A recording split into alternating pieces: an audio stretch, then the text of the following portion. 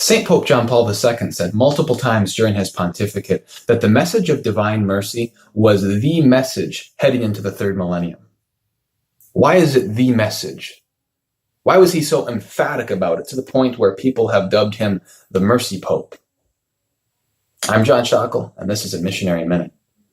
Recently, I was on campus grabbing lunch with a student, and we started to talk about his faith life, his family life, growing up. And I asked him where he wanted to be now with his prayer life and how he viewed his relationship with God. And as I was asking him these questions, all of a sudden he got pretty quiet. I started to chew slowly, looked off in the distance, and eventually he brought his eyes back to me and he said, "John, I want to improve my relationship with God. I really do. But I don't think I'm going to," he said. And I asked, "Well, why not?" He said, "Because if I try, if I resolve to make a commitment to my relationship with God and to be faithful to him, and I fail, God's going to be mad at me. He's going to think less of me, and I'm going to disappoint him." This last part of what he said especially struck me. He didn't want to go. This student did not want to go down a path of trying to improve his relationship with God because he was afraid of his failure that would ultimately disappoint God. And so this was his starting point of, God, yeah, I want to be close to you. I want to feel loved by you. I want to, as your son, experience your mercy. I long for that. But I'm not even going to try, because if I don't reach that point right away, you're going to think of me as a failure and disown me. This especially struck me today, friends, as I read the gospel for today. The famous parable of the prodigal son.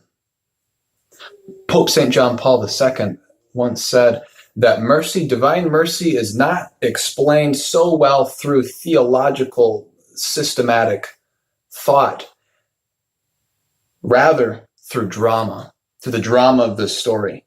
And the drama of the narrative of talking to the student during lunch earlier brought this to the forefront for me.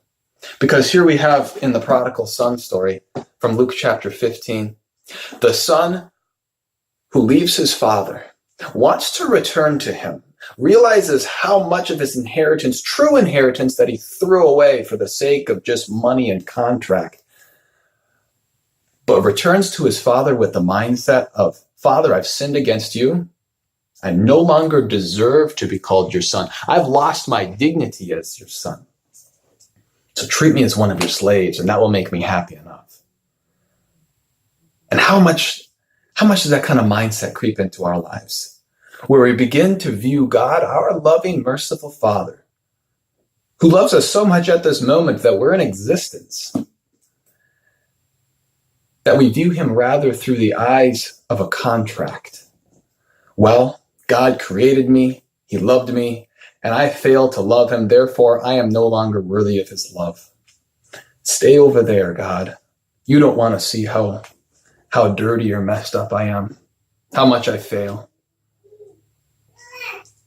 But then in the prodigal son, what emerges is a father who is rich in mercy, who not only sees his son and welcomes his back as his slave, but in his superabundant love, clothes him in a fine cloak, throws a feast for him, puts rings on his fingers, and establishes emphatically to the son the fact that as father, he is faithful to his fatherhood first.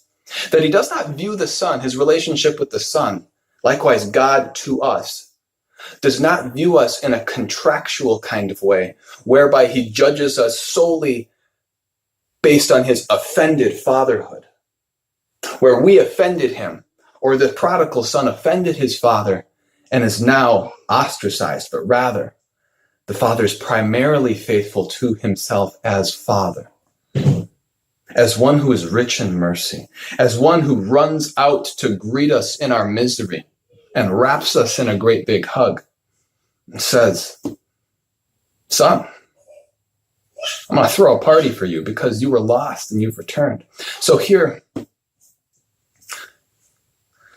I realized in this conversation with the student on campus is that he, in his viewing of the Father, had a mindset very similar to the prodigal son. I struggle with this mindset sometimes as well of, well, I've failed and now God's mad at me. We don't want to be close to a God that's mad at us. We don't want to try to be close to him because we feel that if we do come close to him, we're just going to see more and more how guilty and ashamed we ought to be.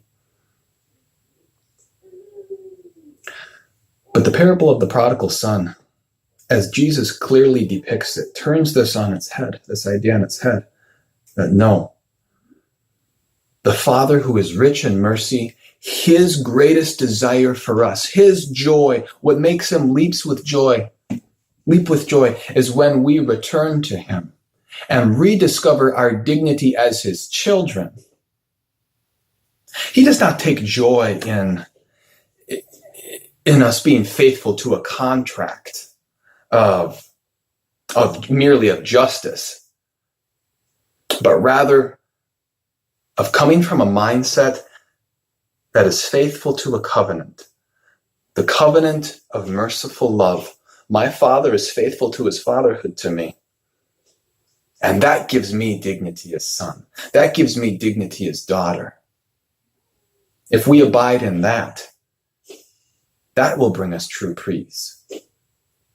That will bring us true joy, the joy of being accepted. Divine Mercy Sunday is this Sunday celebrated after Easter. It was inaugurated by Pope St. John Paul II in the year 2000. And tomorrow's Sunday, the 24th of March, which marks 5 weeks until Divine Mercy Sunday. These next few weeks, I'm going to be focusing on stories that do fall within this drama of divine mercy, of areas where we can grow in accepting divine mercy, but also in areas of where the Father is actively now, through Jesus, pouring out his mercy on the world and on some specific persons on campus. I'm John Schockel, and this has been a very long Missionary Minute.